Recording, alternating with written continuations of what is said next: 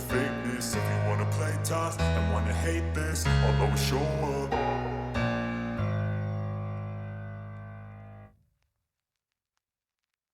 I don't ever.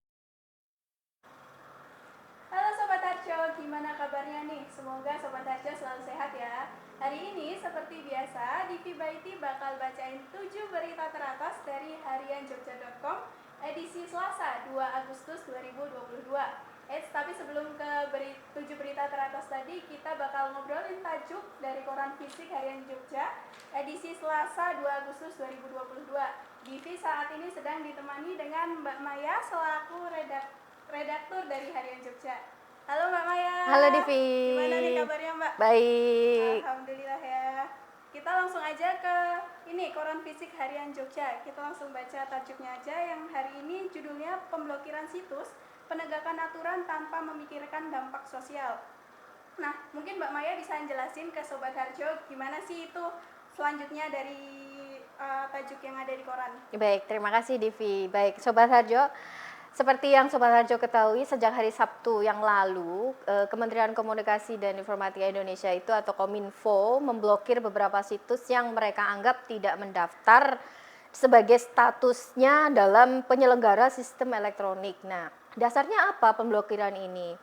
Kami mengambil tajuk ini karena ada banyak kontroversi ya Divi, apalagi di warganet ya, di Twitter, di Facebook, di Instagram.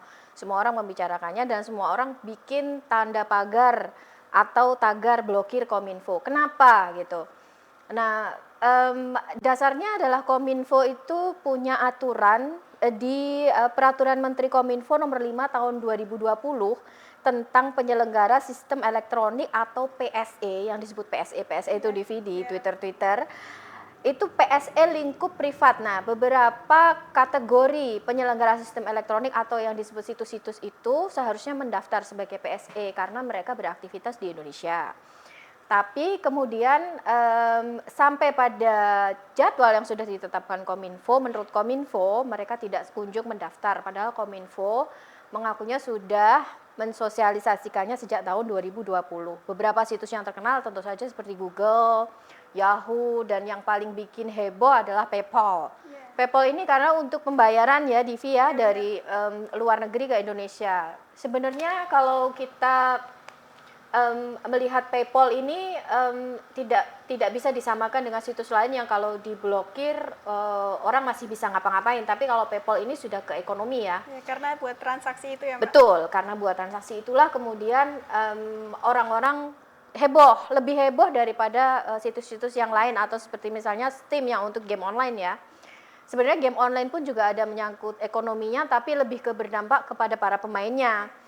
Sementara PayPal adalah pelaku ekonomi kreatif dan juga pelaku UMKM ekspor.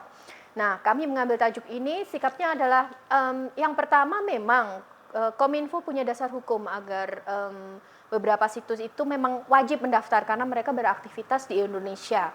Tapi apa yang dilakukan Kominfo itu seperti mendadak dan serampangan. Mendadaknya itu dalam kacamata pemakai, Divi, bukan dalam kacamata pemilik ya. Pemilik maksudnya pemilik PayPal-nya, pemilik situsnya yang beroperasi di Indonesia tidak. Kominfo tidak pernah menginfokan kepada masyarakat secara luas. Itu yang menjadi persoalan juga. Kami mengambil tajuk ini. Sikap Harian Jogja pun seharusnya Kominfo tidak melakukan itu, tidak seserampangan itu. Apalagi apa yang dilakukan Kominfo ini menurut mereka adalah untuk melindungi data pribadi, Divi. Padahal kalau perlindungan data pribadi itu tidak dalam ranah peraturan Menteri Kominfo, ada undang-undang perlindungan data pribadi. Nah, undang-undangnya belum jadi, Divi. Nah, di situ juga akan menjadi persoalan lagi. Disitulah yang kami soroti dalam tajuk rencana Harian Jogja edisi Selasa hari ini. Kami menyarankan seyogyanya Kominfo tidak seserampangan itu mengambil kebijakan ujuk-ujuk tiba-tiba diblokir, sehingga dampak sosialnya itu lebih luas dibandingkan dengan penegakan kebijakan. Jadi memang mereka punya aturan yang harus ditegakkan. Ini harus situs ini harus mendaftar, tapi kemudian tidak memikirkan dampak sosialnya yang sangat luas sehingga muncullah tagar blokir Kominfo. Ada banyak sekali protes. Demikian Divi. PayPal itu dibuka selama 5 hari. Mm-mm. Nah, apakah keputusan pemerintah tentang membuka PayPal selama 5 hari agar masyarakat bermigrasi ke metode transaksi lain juga dapat dikatakan kebijakan yang tidak memikirkan dampak sosial lebih lanjut? Karena menurut beberapa warganet ini sudah di luar sikap Tajuk Harian Jogja ya, di via ada pembaruan informasi karena beberapa pemakai PayPal itu tidak terlayani oleh apa yang dimaksud Kominfo begitu. PayPal itu belum ada wadah yang menggantikannya, sementara ini belum ada. Kalaupun ada nanti saya rasa pasti juga dari luar negeri juga yang semacam itu. Nah, kalau misalnya pemerintah memang mau membuat semacam PayPal, itu jalannya juga panjang di via. Jadi memang ranahnya bukan kewenangan Kominfo saja, tapi juga sama Bank Indonesia dan Kementerian Keuangan. Karena ini kan domainnya bukan domain informasi publik ya. Iya, PayPal ini domainnya domain keuangan. Ini transaksi keuangan. Jadi saya rasa Kominfo tidak punya kewenangan untuk mengatakan itu lebih jauh karena kalau kebijakan ini pasti lintas kementerian dan kebijakannya dilakukan oleh negara secara menyeluruh bukan oleh Kominfo saja. Seperti itu, Divi. Oke, terima kasih Mbak Maya untuk penjelasan dari Tajuk Harian Jogja hari ini. Iya, sama-sama.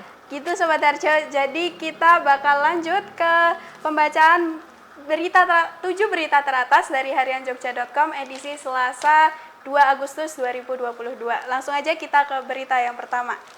Berita pertama, belasan sekolah di DIY dilaporkan menjual seragam, Ombudsman menyebut sebagai fenomena gunung es. Ombudsman Republik Indonesia Ori DIY beberapa kali memeriksa sekolah yang diduga menjual seragam.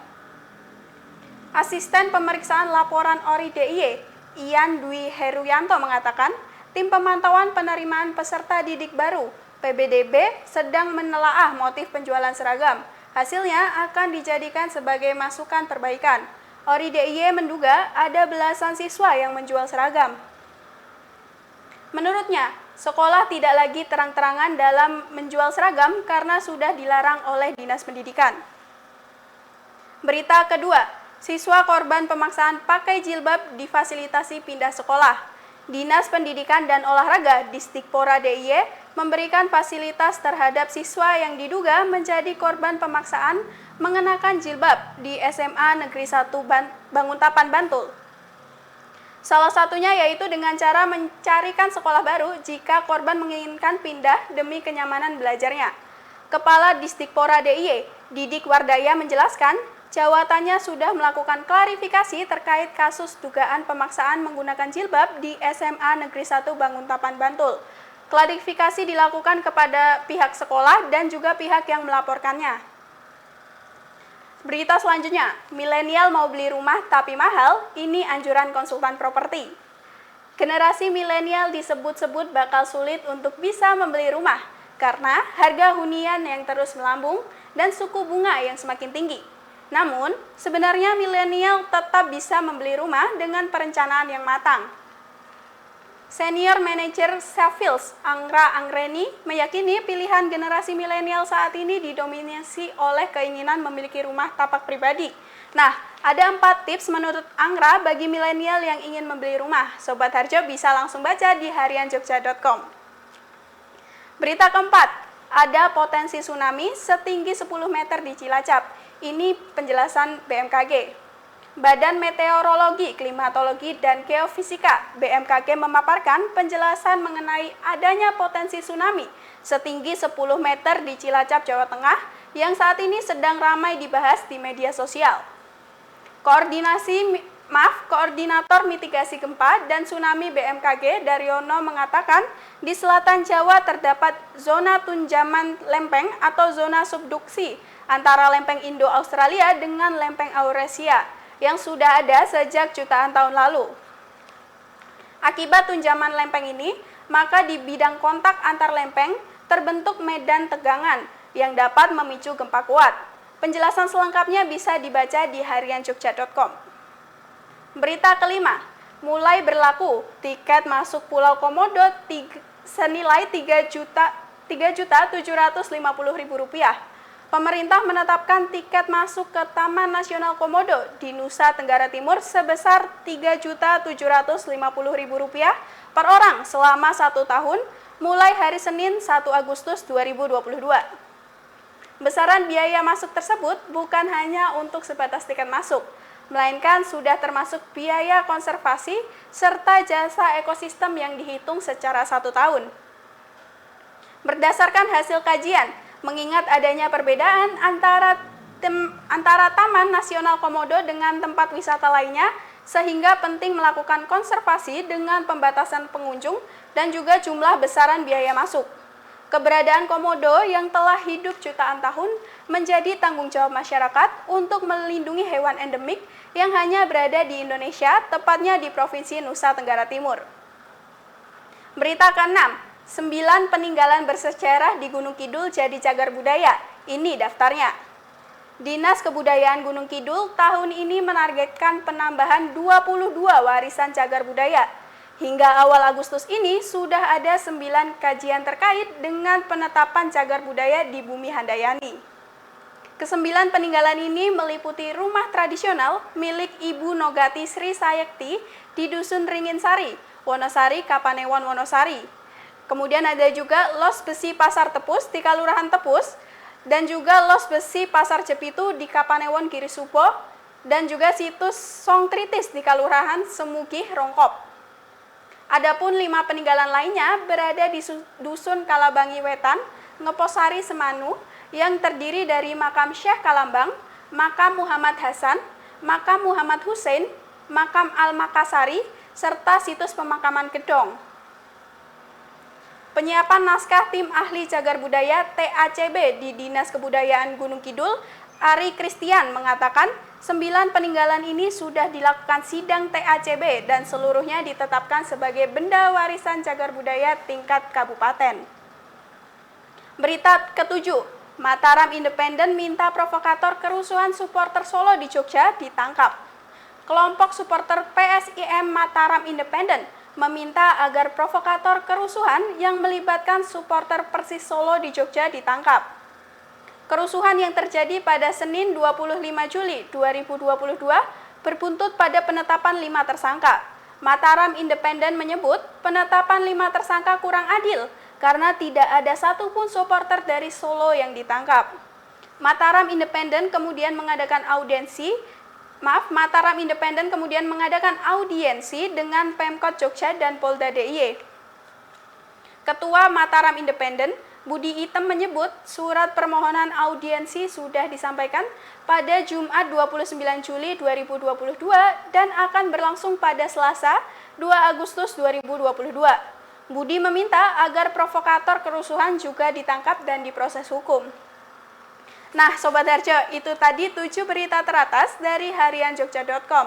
Oh ya, Divi mau ngingetin buat Sobat Harjo, jangan lupa like, komen, share, dan follow akun media sosial Harian Jogja, dan juga subscribe YouTube channel Harian Jogja. Divi Baiti dan Mbak Maya Herawati pamit undur diri, sampai jumpa. Me, this ain't no humble brag. I want you to hear words, you can say them back. I want you to feel free from the chains at last, and to believe in what you got, it was built to last, yeah. Now that I've been put through hell, I never got anyone